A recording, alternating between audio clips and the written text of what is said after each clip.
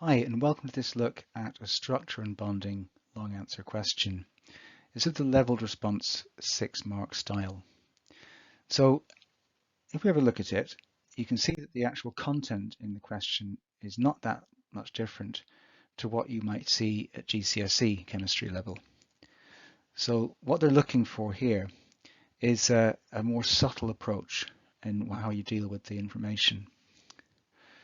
So if we take a look at the fact that the melting points, for example, are very much different to each other, they'll want you to compare the relative strength of the bonds or the intermolecular forces or whatever it is that are holding the particles next to each other that have to be overcome for the melting to happen.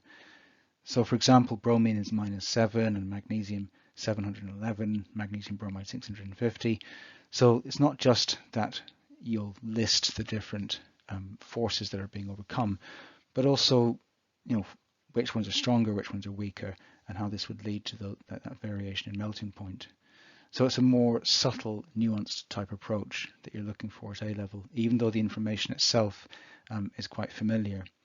So that can sometimes make structure and bonding questions at advanced level a bit misleading and a bit confusing for people, because they rely on GCSE knowledge from before and try and pass that off as enough, when unfortunately it isn't quite. Obviously at advanced level you need to dig a little bit deeper. So let's explore how we might go about this. So firstly, let's look at how we can keep the answer nice and simple, because it'd be really easy just to dive in and do lots of writing and end up possibly contradicting ourselves or getting a bit muddled. So firstly, you've got two different properties to talk about. So that lends itself to two subheadings. Then you've got three substances that you would apply each of those properties to. So again, you could be making a simple point under each subheading.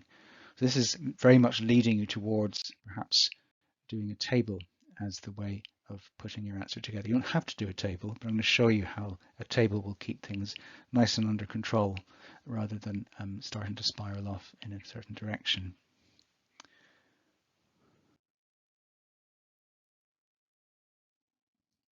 So if you organize your answers so you've got a column for the substances, and a column for the melting point explanations, and a column for the electrical conductivity explanations.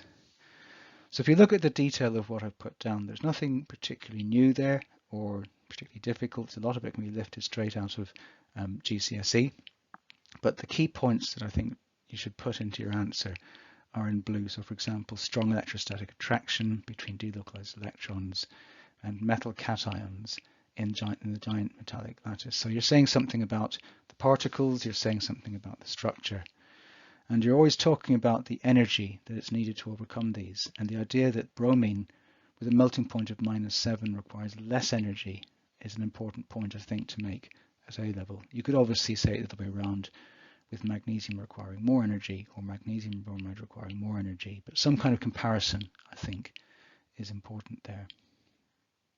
So again, with electrical conductivity, the idea of delocalized electrons being able to move in magnesium, no delocalized electrons in bromine because it doesn't have the right kind of lattice structure to do that, and then mobile ions being free to move and act as charge carriers in liquid magnesium bromide, like any ionic solid. So straightforward ideas out of GCSE, but they just have to be organized in a certain way, and you have to make a bit of comparison between them from time to time. So let's have a look at the mark scheme and see what they want us to do. So I'll put our answer up at the top, and in the mark scheme there are three different things they want you to talk about, and you can see straight away one of them is comparison of bond strength. So for structure and bonding, you just say something about magnesium, bromine, and magnesium bromide. Now, I don't have to make every single one of these points, but a reasonable spread between them is what they're looking for. So under comparison of bond strength, the idea of London forces being weaker than the other two is what they're after. And conductivity requires you to talk about delocalized electrons and the comparison in magnesium bromide between solid ions and mobile ions in solution or in liquid form.